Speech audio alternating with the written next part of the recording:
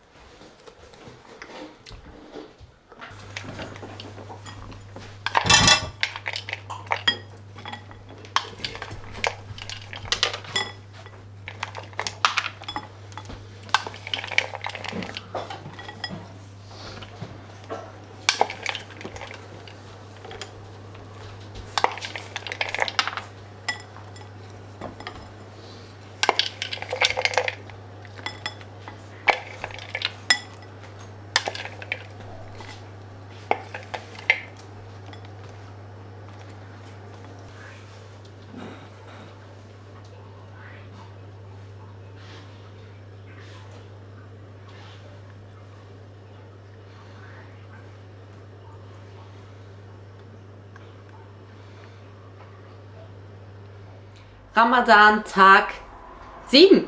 7? Richtig? Ich muss mal auf meinen Kalender gucken. Ja, ist praktisch der Kalender.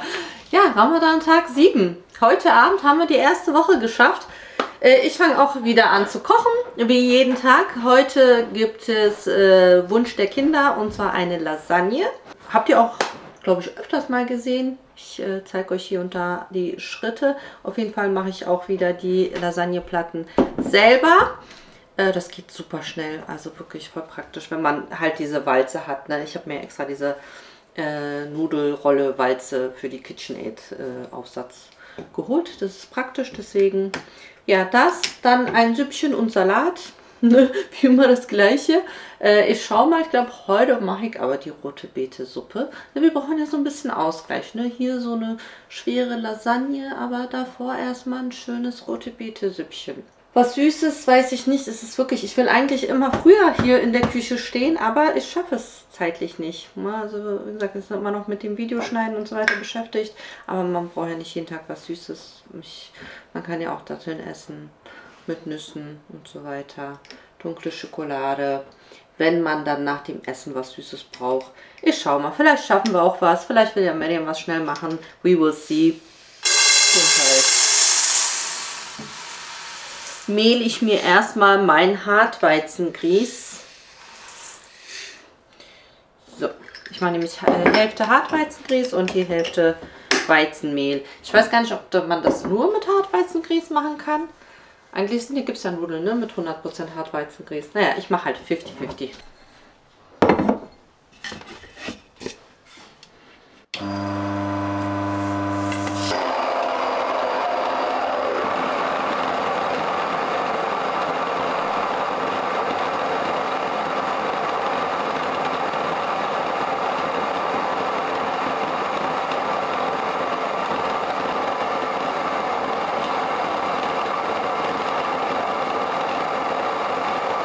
Für die Nudelplatten mische ich den Teig einfach im Thermomix. Küchenmaschine könnt ihr mit der Hand machen. Ich habe aber gemerkt, der Thermomix mixt das ein bisschen besser als die Küchenmaschine, weil der ist doch sehr trocken, der Teig. Ich muss danach trotzdem noch mal so ein bisschen mit der Hand noch mal kurz nachkneten. Ich weiß jetzt nicht, ich mache jetzt heute eine große Lasagne. Normalerweise mache ich 2 Auflaufformen Lasagne. Weil die Kinder lieben es ja, aber wie gesagt, jetzt im Ramadan, dadurch, dass es Suppe, Salat gibt, Fladenbrot, reicht eine vollkommen aus. Ah, eigentlich hätte ich Vollkornmehl nehmen können. Nee, ich mache es heute jetzt nicht. Ich lasse es jetzt nochmal. Aber als ich die Nudeln gemacht habe, da hatte ich das mit dem Emmerkorn gemacht, war sehr, sehr lecker. Also Vollkorn ist nochmal, das war jetzt sowieso Hartweizen, war jetzt Vollkorn. Das ist halt jetzt nur 550er Mehl. Aber egal, ich mache es mal nächste Mal. dass ich die Nudelplatten vielleicht auch nur aus Emma-Vollkorn mache oder das Emma-Vollkorn genau mit dem Hartweizen mixe, weil der Hartweizen ist nochmal anders. Ne? So habt ihr halt so teigige Nudeln. Ich habe es ja beim letzten Mal, habe ich ja getestet. Und als ich Nudeln gemacht habe, hatte ich ja eben Vollkornnudeln gemacht und einmal die mit dem Hartweizen. Und die mit Hartweizen sind halt einfach so ein bisschen fester, bissfester. Passt besser zu Nudeln. So, 5 Eier. Also ich habe jetzt hier insgesamt 500 Gramm Mehl, also 250 Gramm Hartweizen, 250 Gramm Weizen. Jetzt kommen hier 5 Eier dazu. Und eigentlich nur ein bisschen Salz und etwas Olivenöl. Das war es auch schon.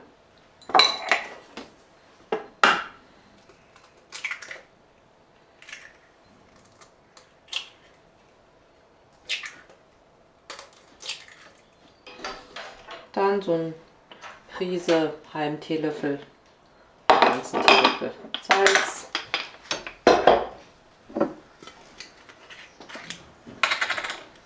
Und ca. 3 Esslöffel Olivenöl.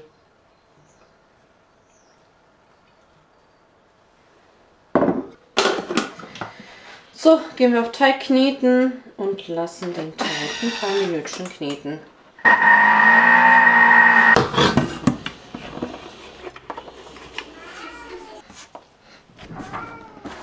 So, kurz nochmal mit der Hand durchkneten, damit sich alles verbindet. Ich meinte ja so mit der Küchenmaschine oder dem Thermomix verbindet sich das nicht ganz so, aber trotzdem besser im Thermomix als mit der Küchenmaschine.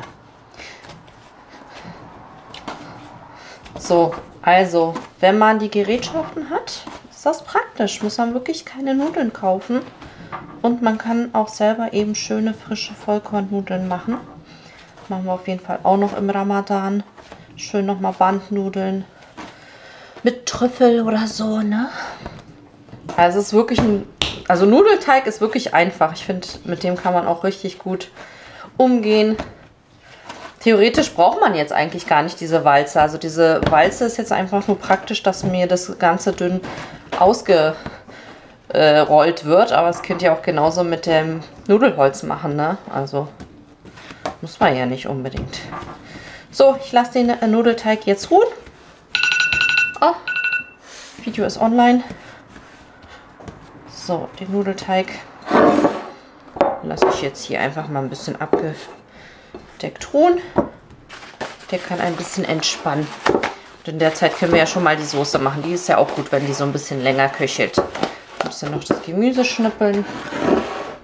So. Für die Bolognese-Soße brate ich jetzt hier einmal Zwiebel und Knoblauch an.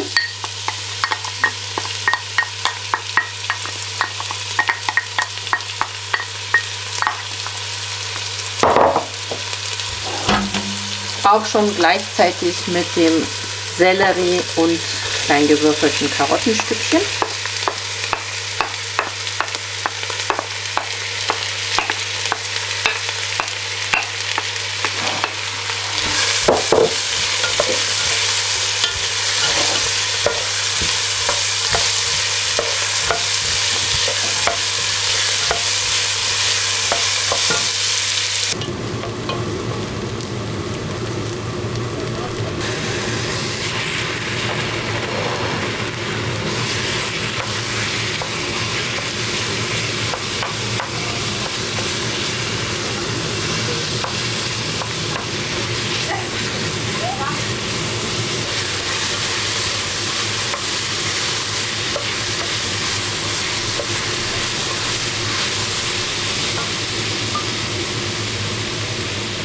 Auch ein bisschen Tomatenmark mit anbraten.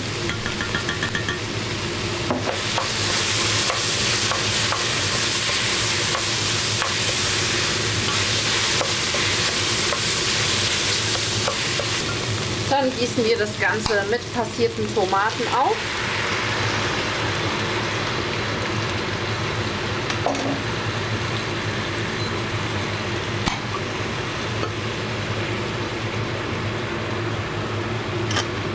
Wie viel ich brauche.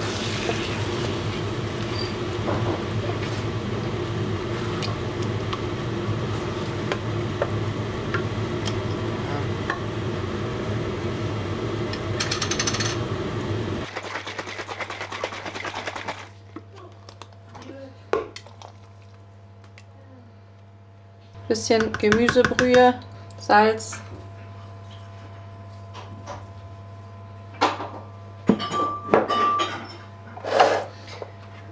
Pfeffer.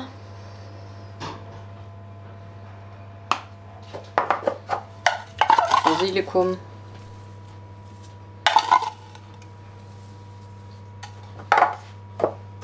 Und Oregano. Ich mache immer beides. Ihr könnt aber auch nur eins von beiden nehmen. Umrühren. Jetzt kommt der Deckel drauf und jetzt einfach in Ruhe vor sich hin köcheln lassen. In der Zeit machen wir die Suppe. Dann machen wir die Nudelplatten. Und dann noch die Bechamelsoße. Dann ist das auch schon fertig. Für die rote Beete-Suppe brauchen wir frische rote Beete. Dann habe ich hier Sellerie, Kartoffel, Karotte und Lauch. Einfach in so kleine Würfel schneiden. Oder ich mache das jetzt schnell hier mit diesem lauten Ding. Oh, das ist ein bisschen groß, die Würfel, aber egal. Ich schneide das nochmal durch.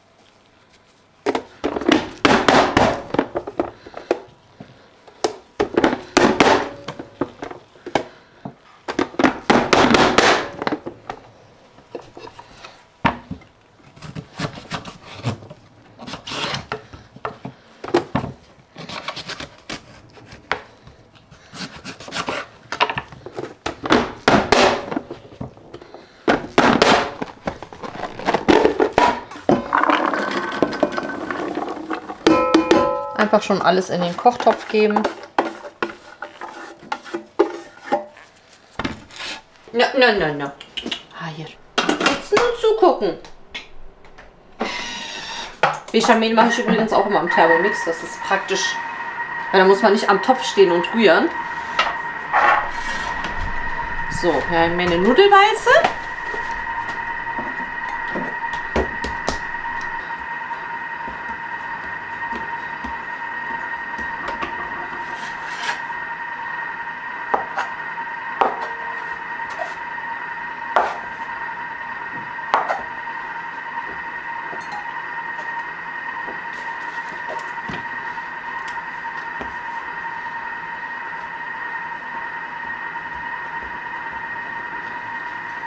So. Oh, ich habe falsche genommen. Och, das ist nicht die. Wundere mich schon, wo ist denn der zum Größe einstellen? So, erstmal auf 8. Ach, Stecker ist auch nicht drin. Mensch. Also ich finde, Nudelteig ist total easy. Der ist halt auch nicht so klebrig und so, ne? Wenn man so Angst hat, so vor Teigen. Manchmal ist es ja so, dass manche Teige, da hat man so einfach Angst, weil es so schwer ist, damit umzugehen. Aber ich finde, dieser Teig mit dem Hartweizengrieß, also könntet ihr jetzt halt, wie gesagt, einfach auch mit einer Nudelwalze ausrollen. Aber das ist jetzt natürlich hier praktisch. So, ich schaue mir auch immer die Länge jetzt, wie lang ich die Platten mache mit meiner Auflaufform. Noch hier ein bisschen von dem Hartweizengrieß was drauf, damit die nicht zusammenkleben. So.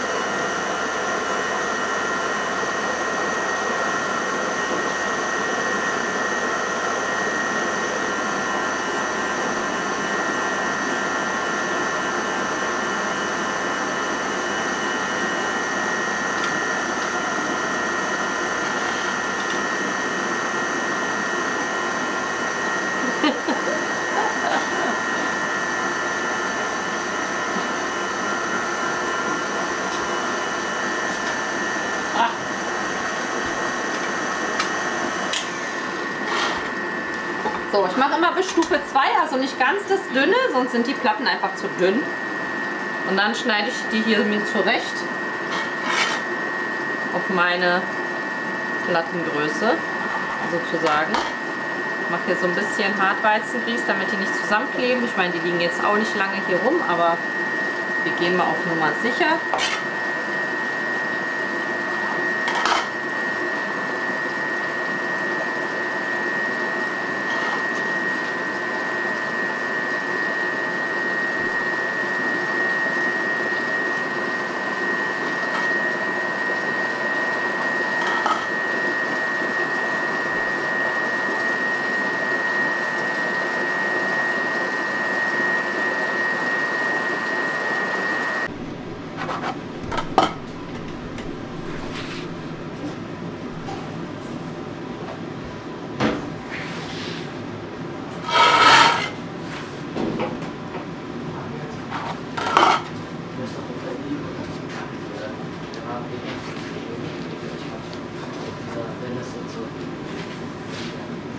Bisschen Soße für den Boden.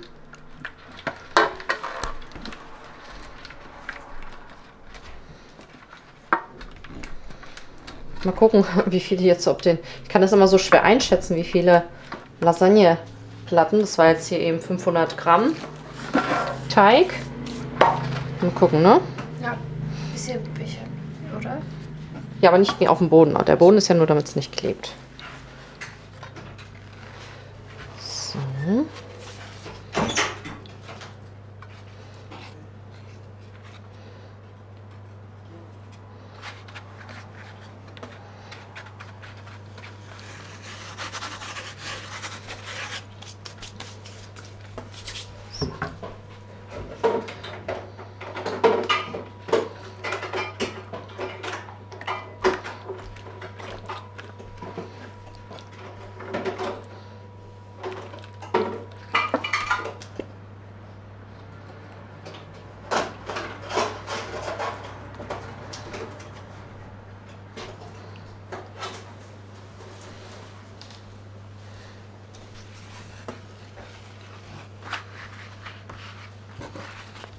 Macht den anders. Okay, so. Ach so, ja. Egal. Schon so. Zähl mal durch, wie viele Schichten das werden, dann kann ich das mit der Soße besser einschätzen. Immer 2, ne?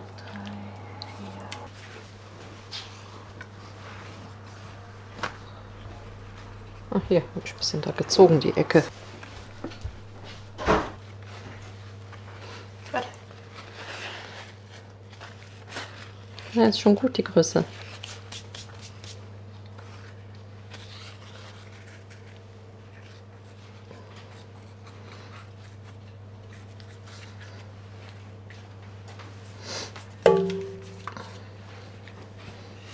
Ein bisschen sparsam mit der Soße sein. Nächste, letzte, warte mal. Dann kommt noch das und das und die letzte 2, ist... 3. Ach so. Warte mal, weil die letzte ist ja Bechamel. Na, Mike, freust du dich? Er ist traurig. Warum? Weil es nur eine Lasagne. Das reicht eine. So viel schafft ihr nicht. Es gibt Suppe, Pide, Salat. Achso, Bechamel. Ein bisschen. Das reicht, das nicht gut, sich so voll zu stopfen. Halt mal. Hätte ich doch einen Ticken mehr Soße machen sollen.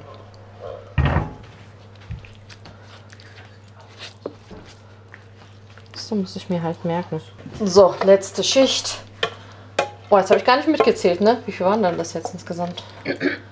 6 oder 7.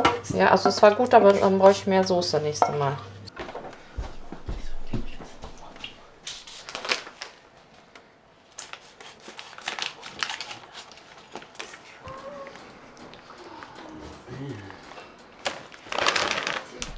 Nee, also vom Teig her hat das jetzt genau gepasst, finde ich. Ne? Guck mal, die ist auch schön bis oben hin. Aber das nächste Mal so ein Ticken mehr Soße.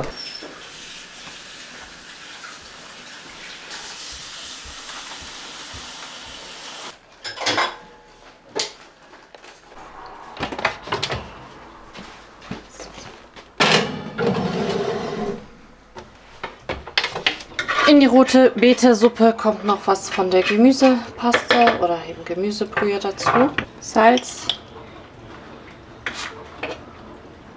Etwas Pfeffer.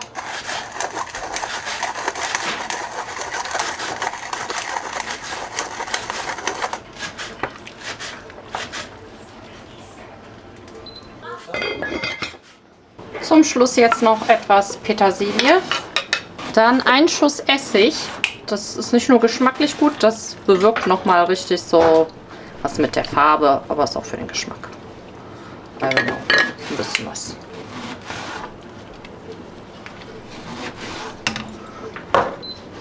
Und ein Stückchen Sahne. Das ist jetzt so ein bisschen... Ja, man könnte das auch so lassen, aber ich finde, das macht schon nochmal farblich was aus. Also wirklich nur so ein Schuss, mehr nicht. Oh, schaut euch mal bitte diese Farbe an. Ich liebe das. Die sieht so toll aus. Also ich habe jetzt sehr viel Einlage, muss ich sagen.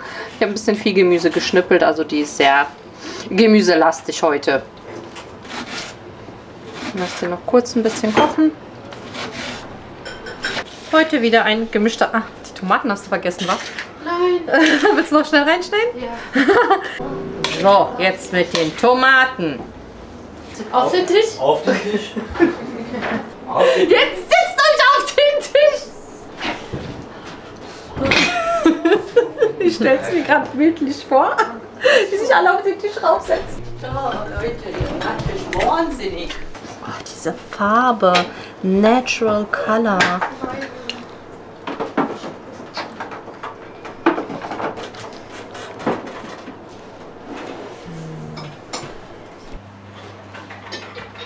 Boah, die sieht aber toll aus. Wow. Die sieht richtig schön aus.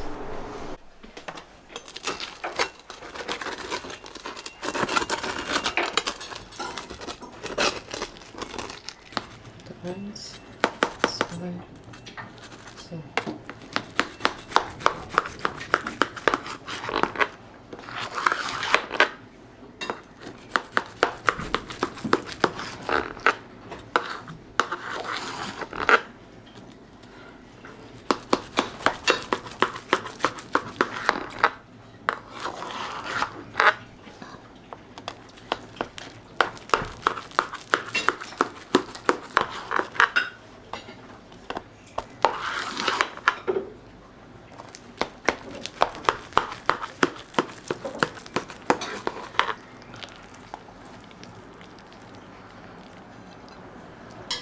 Oh, aber guck mal. Siehst du? Das ist schon gut, so die vielen Schichten. Ja, ich will auch so ein Stück.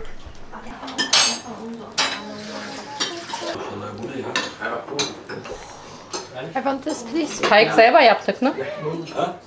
Hamur kendimiz yaptık. Ya? Wow. Lecker. سمع الله لمن حمده الله أكبر